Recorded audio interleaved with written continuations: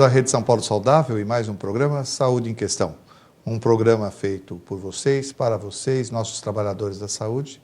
E hoje nós vamos tratar de um assunto que é uma doença que há muito está em nosso meio, que é a tuberculose. Tuberculose é uma doença que vem ocorrendo nesses períodos, é difícil o controle e é importante a gente lembrar que no dia 24 de março nós temos aí um dia para se chamar a atenção para a tuberculose. E hoje nós estamos recebendo a doutora Regina Rocha Gomes de Lemos, que é enfermeira, ela é técnica do controle de tuberculose de Covisa, e nós vamos então tratar esse assunto mais uma vez aqui neste programa, mas com um toque especial para que vocês possam entender também todo o processo dessa doença e da importância que nós temos de conhecer a sua transmissibilidade, como se dá e tudo mais. As suas dúvidas, vocês já sabem, podem encaminhar para o canal profissional @prefeitura.sp.gov.br. Ainda, a doença da tuberculose, ela está ligada a países de terceiro mundo ou em desenvolvimento. E quando se fala em tuberculose, a gente já vê a questão da subnutrição, das dificuldades, de pobreza que pode atingir. Mas é uma doença que já vem há muito tempo. E ela continua aqui, ela não está fora, mesmo porque hoje ela se interrelaciona com outros tipos de doença. Não é isso, Regina? Isso. Então, primeiro eu quero que você dê as boas-vindas, dar as suas boas-vindas aos nossos trabalhadores, por favor. Então, bom dia a todos. É sempre um prazer, né, Paulo, ter a oportunidade de falar daquilo que a gente faz e acredita. Então, eu queria agradecer a todos os ouvintes. Gostaria que realmente vocês enviassem as perguntas, porque a gente tem muito prazer em esclarecer. E agradecer a oportunidade de falar mais uma vez em tuberculose. Muito bom. Regina, eu queria que antes que a gente começasse, você explicasse um pouquinho de você. Você é uma enfermeira, há quanto tempo você está aí na lida? Você me falou que tem, pelo que você me passou aqui antes do programa, inclusive, uma vasta experiência com essa doença. Como é a sua atividade hoje dentro de Covisa? Então, eu trabalho com tuberculose desde 1986, né? Em Covisa eu estou há, acho que próximo de 8 anos. E, na verdade, lá é um grupo técnico, né, formado por médicos, enfermeiros, temos biólogas, farmacêuticos, e nós trabalhamos mesmo dentro do espírito de uma equipe multidisciplinar. Então, o programa de tuberculose, ele tem toda uma organização que vem desde a Organização Mundial de Saúde, via Ministério da Saúde, passa pela Secretaria de Saúde do Estado e depois chega na nossa Secretaria de Saúde Municipal. Então, já existe toda uma política, uma estratégia de trabalho para que a gente consiga vencer a tuberculose, né, controlá-la. Então, a tuberculose faz parte da Agenda Internacional de Saúde, né, ela, junto com malária e AIDS, são as doenças que têm um objetivo para as metas do milênio, que é da gente diminuir em 50% o número de óbitos e o número de casos da doença. Uhum. Então, isso tudo datado a partir de 1990. Então, a gente, felizmente, no município de São Paulo, nós já conseguimos atingir a meta, nós ultrapassamos a meta de redução de óbitos, já temos mais de 50% de redução de óbitos e não conseguimos, infelizmente, alcançar a meta de 85% de cura. E com isso conseguir baixar para 50% o número a nossa taxa de incidência. Mas na tuberculose, assim como a multiplicação do bacilo é muito lenta, os impactos também são lentos, né?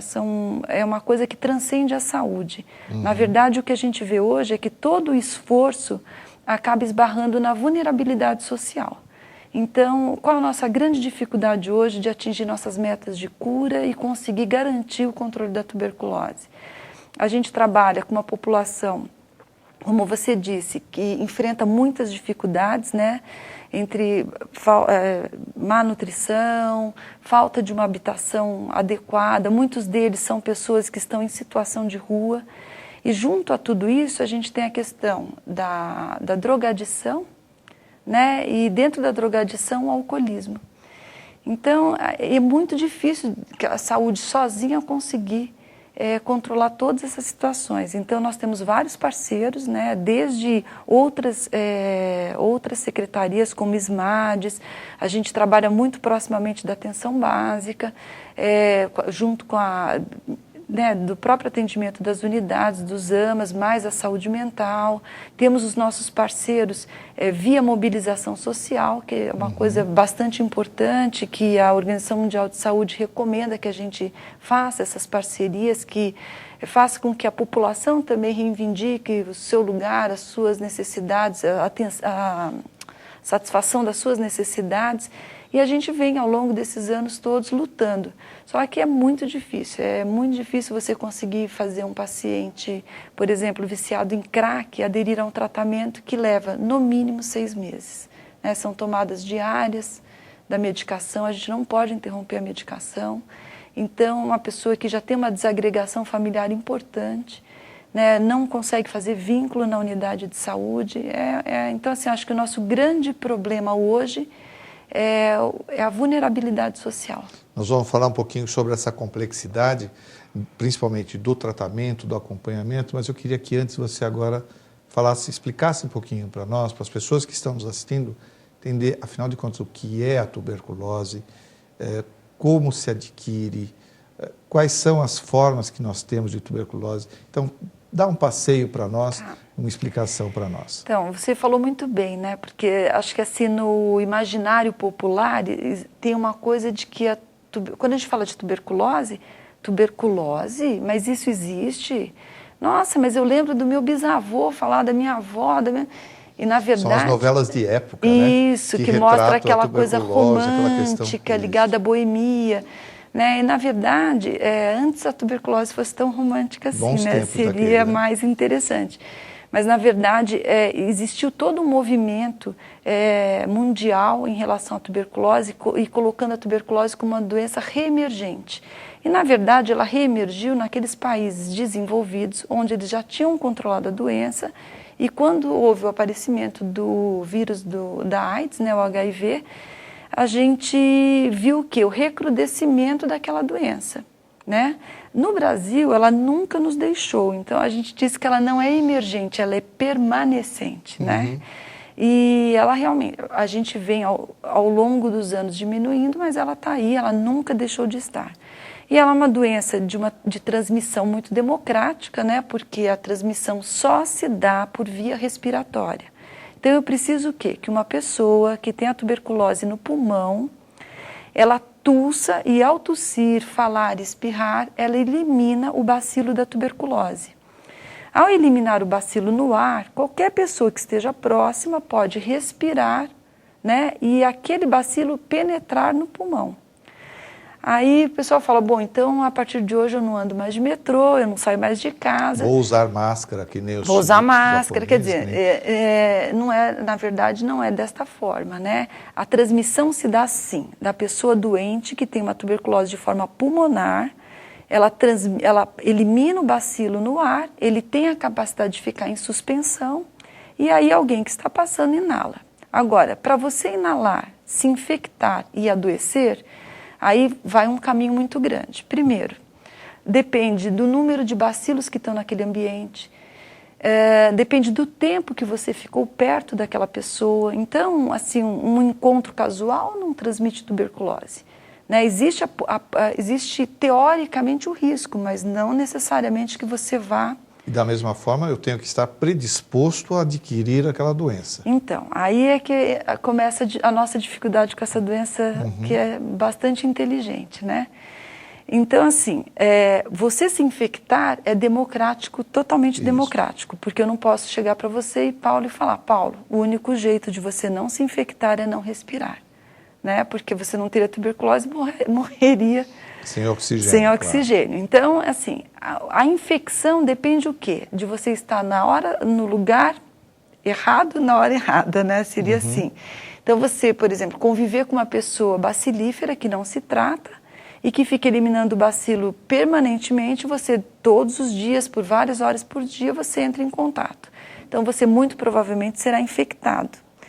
Aí o bacilo, ele penetra no seu organismo e o que media o fato de você ter ou não a doença, a primeira questão é a questão da nossa espécie. A espécie humana, ela tem uma resistência natural à doença, o que faz com que só 10% das pessoas infectadas adoeçam.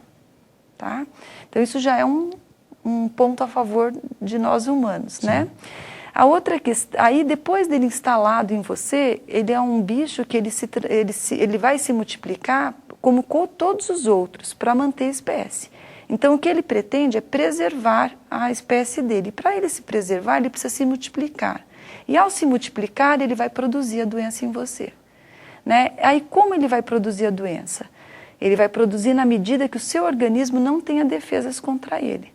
E diferentemente de outras doenças, como por exemplo o sarampo, né, que a gente teve todo esse sucesso da erradicação, foi baseado no quê? Na história da doença. Como é que a doença ela faz? É uma transmissão respiratória, porém, é uma doença que ao você entrar em contato, o seu organismo cria anticorpos.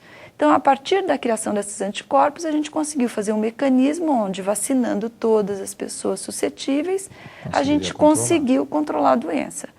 Na tuberculose, o que media a nossa imunidade não é a imunidade que cria anticorpos, né, a chamada imunidade humoral. O que é importante na tuberculose é a imunidade celular. Então, é aquela imunidade, para quem não se lembra, né, a gente tem aqueles soldadinhos, né, de defesa do organismo. Cada vez que uma coisa diferente entrar dentro da gente, ele vai acionar, olha, tem alguém estranho aqui, quem é ele, o que faremos com ele? Então, essas células de defesa correm normalmente para o pulmão, que é o lugar de entrada, e ali vai haver uma briga entre bacilo e nossas células de defesa. Se eu tenho muita célula de defesa, e o bacilo é um bichinho preguiçoso, ele vira 2 a cada 20 horas, mais ou menos. Então, ele vira de 1 para 2, de 2 para 4, de 4 para 8 a cada 20 horas. Ele nos dá tempo do reconhecimento dessas células, elas chegam no local e há uma briga entre bacilos e células de defesa, onde, se a nossa defesa está muito eficaz, a gente normalmente debela o bacilo.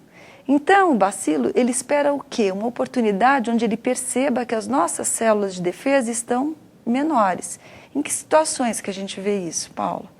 Geralmente na subnutrição. Alguma coisa acontece. Na subnutrição. A gente vê isso no paciente que é infectado pelo vírus do HIV, que, lembrando, né, gente, na mesma concepção do bacilo da tuberculose, o vírus do HIV, para ele se manter se reproduzindo, ele precisa entrar dentro de uma célula de defesa, mais conhecida que a gente tem, mais importante é o linfócito, CD4.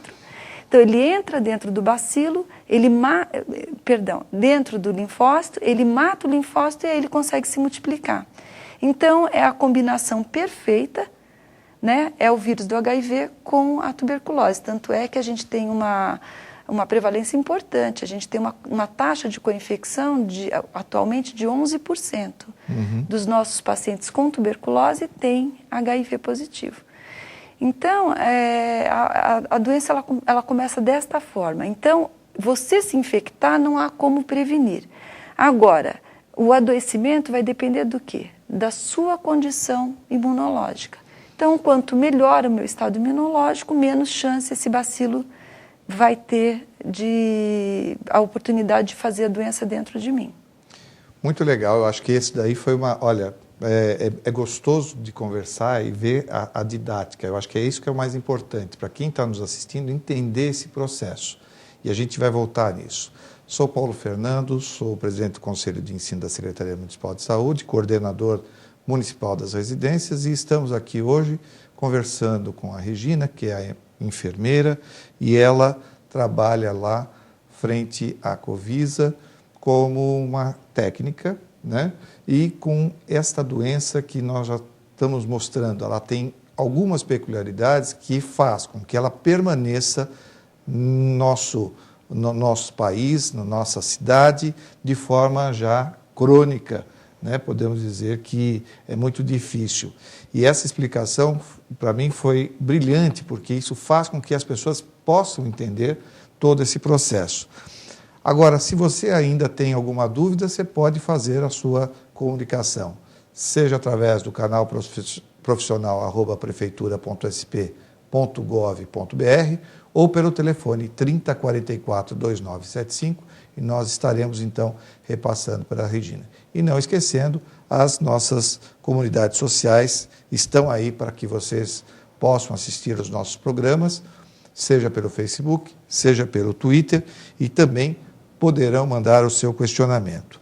Agora, voltando para esta situação, ela não fica só no pulmão, então. Não. Porque no momento que ela se percebe que as minhas células não foram lá combater aquele bacilo, ou melhor, combateram, ficou lá. Às vezes fica lá, encestado, né? A gente se lembra da famosa abriografia, que é da minha época, que se fazia.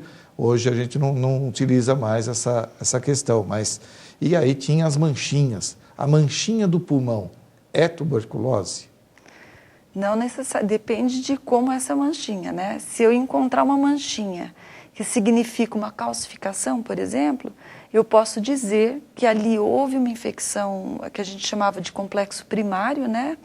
Então, houve uma infecção naquele local, houve uma briga entre bacilos e células de defesa, ele se recolheu, houve a calcificação daquele nódulo ali e muitas vezes a gente encontra dentro dos nódulos calcificados bacilos viáveis, porque eles têm outra capacidade, a capacidade de latência. Ou seja, eles conseguem dormir, né, e ficar quietinhos, né, fazendo de bobos, esperando a oportunidade certa para reativar a doença. E a outra manchinha, né, que é o mais comum da gente falar, na verdade, são as lesões mesmo, que podem ser cavitárias ou não, e que ao raio-x a gente acaba tendo um diagnóstico radiológico, mas que aqui em São Paulo a gente tem feito muito esforço, né, e temos conseguido, graças à nossa rede laboratorial e graças até à mudança de comportamento mesmo, a visão técnica, né, que a gente tem conseguido fazer a identificação, né, e fazer a comprovação bacteriológica da doença. Agora, aproveitando, nós vivemos mais hoje. Isso. Né? Nós tínhamos uma limitação faixa etária e hoje, século XXI, nós sabemos que as mulheres chegam aí aos seus 77, os homens a um pouco menos, 77, 78, os homens um pouco menos. Mas o fato de nós estarmos envelhecendo, isso pode também fazer com que a tuberculose venha a ser desencadeada, já que uma pessoa com mais idade tem o seu sistema humoral também mais diminuído? Há um pensamento nesse sentido? Existe. Assim, a história natural da doença nos mostra o quê? Vamos supor, se eu conseguisse, hipoteticamente, né, infectar 100 pessoas, sei que essas 100 pessoas ficaram infectadas.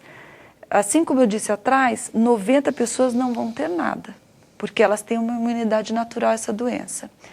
Agora, as 10 pessoas que irão adoecer, 5, né, a metade vai adoecer nos 2 primeiros anos após a infecção, que é o mais comum, e o restante ao longo da vida.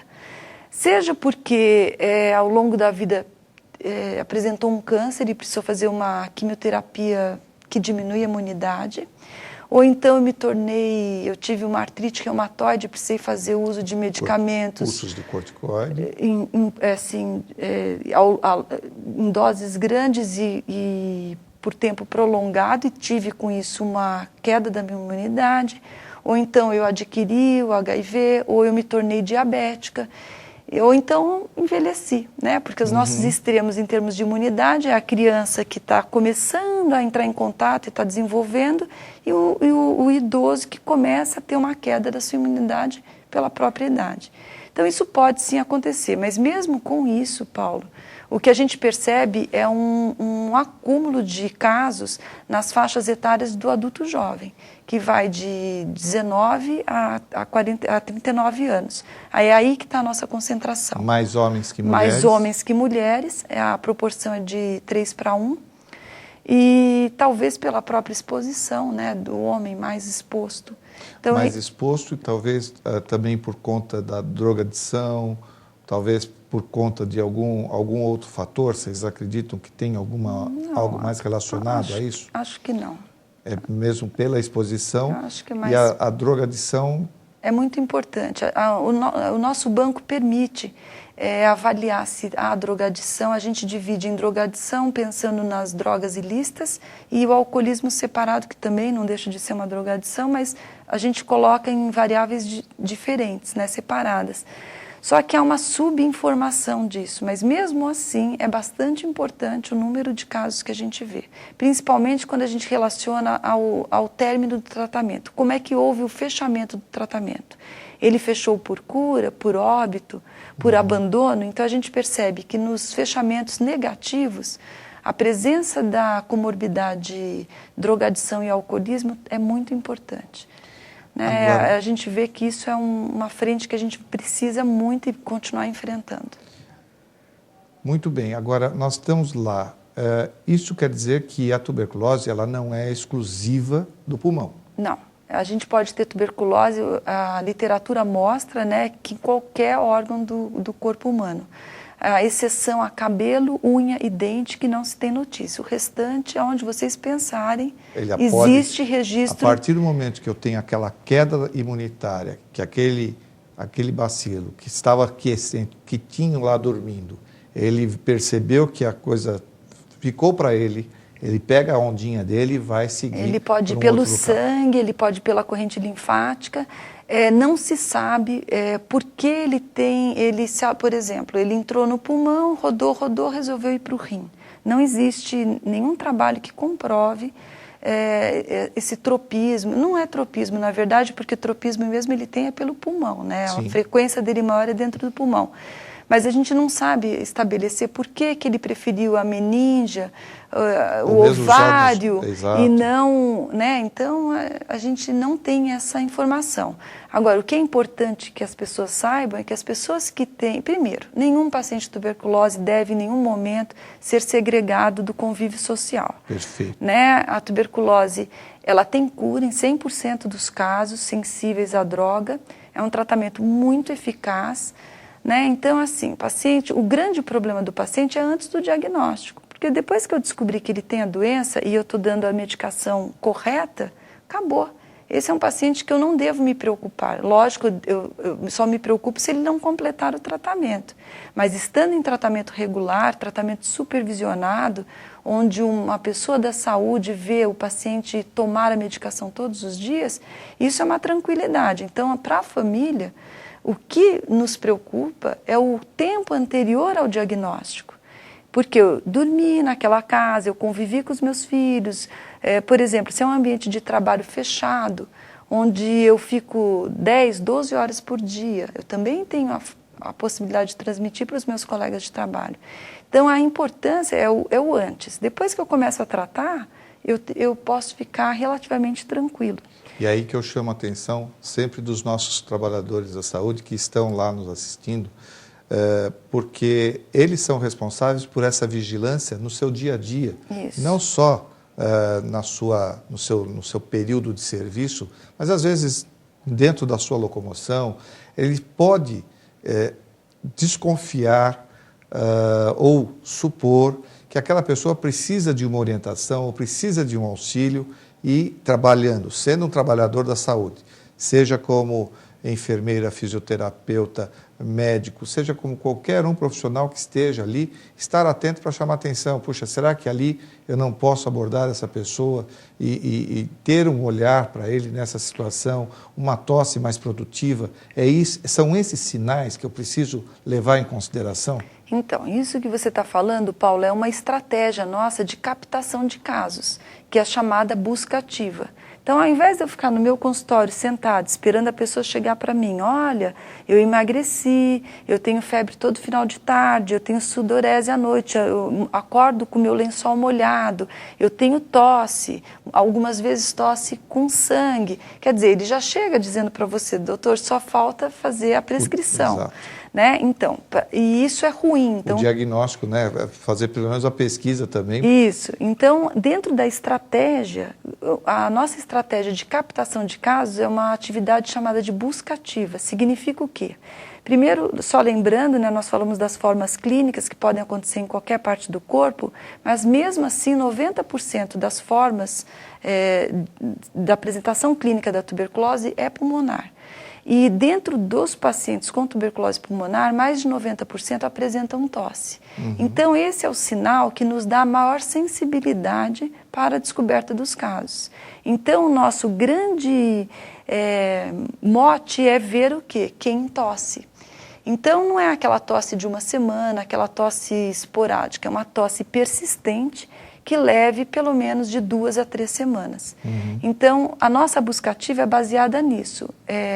Quer seja no posto de saúde ou com a estratégia de saúde da família, com os agentes comunitários, quando realizam as visitas, nos seus cadastramentos, nas visitas que também a outra parte da equipe, que são os médicos e enfermeiros, também fazem, né, na casa dos pacientes, é perguntar, o senhor tem tosse? A pessoa responde sim. E eu faço uma segunda pergunta, há quanto tempo? Ele me disse que há mais de 2 ou 3 semanas, aquele já é um sintomático respiratório, é um suspeito. Devo investigar. É um suspeito. Então, na unidade básica ou no domicílio, o que a gente orienta? A gente explica, lógico, que tuberculose há mais de 2 semanas pode ser tuberculose, tosse há mais de 2 semanas Sim. pode ser tuberculose, e que o indicado é que ele faça um exame de escarro. O exame de escarro é feito em todas as nossas unidades da prefeitura, todas, sem exceção. A gente tem uma rede laboratorial imensa. Para você ter ideia, Paula, a gente tem feito por ano 170 mil baciloscopias por ano, né? E estamos aí com quase 60 mil culturas realizadas. Então a gente tem uma rede laboratorial muito eficiente, apesar das grandes dificuldades que a gente vem enfrentando com recursos humanos, né? Porque a gente não tem tido reposição de pessoas. Sim. E as pessoas estão, né, aposentando e tudo, mas mesmo assim a gente consegue fazer essa busca ativa com muita eficiência e é isso que faz a captação. Na medida que eu pego um paciente precocemente, eu não espero ele adoecer e arrastar a doença para vir, eu consigo o quê? Interromper a cadeia de transmissão mais rápida. Porque uma pessoa, gente, que não tome o remédio e sabidamente tem tuberculose e a tuberculose no pulmão e de forma bacilífera, ele infecta por ano de 10 a 15 pessoas.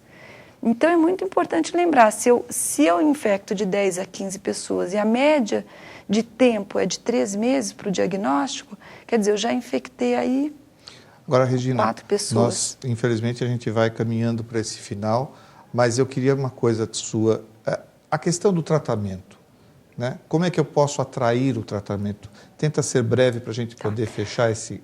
Como você me contou, há uma necessidade de um tratamento, esse tratamento é de suma importância, mas o que eu posso fazer para atrair esse paciente para fazer esse tratamento? Então, primeiro, eu acho que o acolhimento é muito importante, né? O paciente tem que se sentir acolhido. Se ele é mal atendido na unidade, ele já não quer voltar na unidade sempre.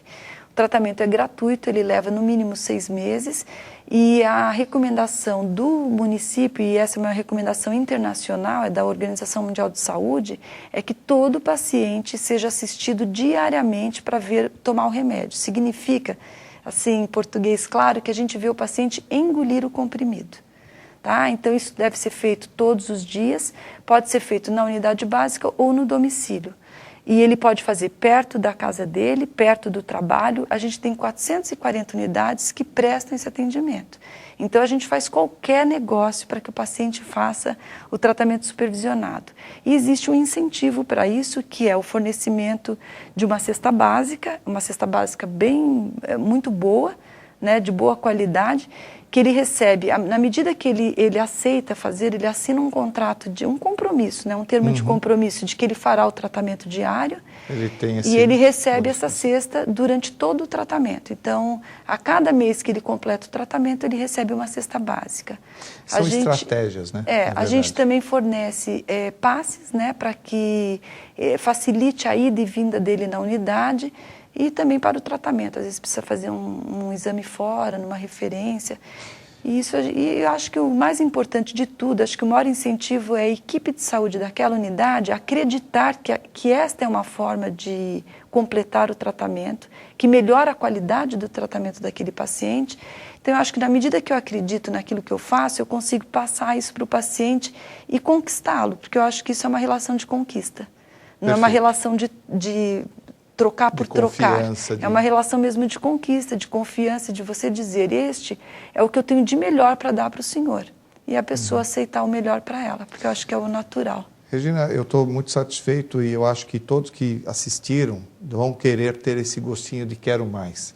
Então, eu quero agradecer muito a sua presença aqui. Obrigada a vocês. Foi muito importante para nós a gente ter esse espaço, essa conversa, para alertar a todos os nossos trabalhadores. Nós somos responsáveis por toda essa questão da saúde. Então, eu quero agradecer mais uma vez a sua presença, mas agradecer também você que está aí nos assistindo e que possa participar enviando sua pergunta ainda, mesmo que nós não tenhamos respondido tudo o que vocês desejem saber. Mande para o canal profissional @prefeitura.sp.gov.br e aí nós estaremos encaminhando para a Regina e de que forma que vocês recebam essa informação clara, objetiva e com certeza teremos outros programas abordando o assunto que é de suma importância para todos, vocês viram aí. Obrigado e até o próximo programa.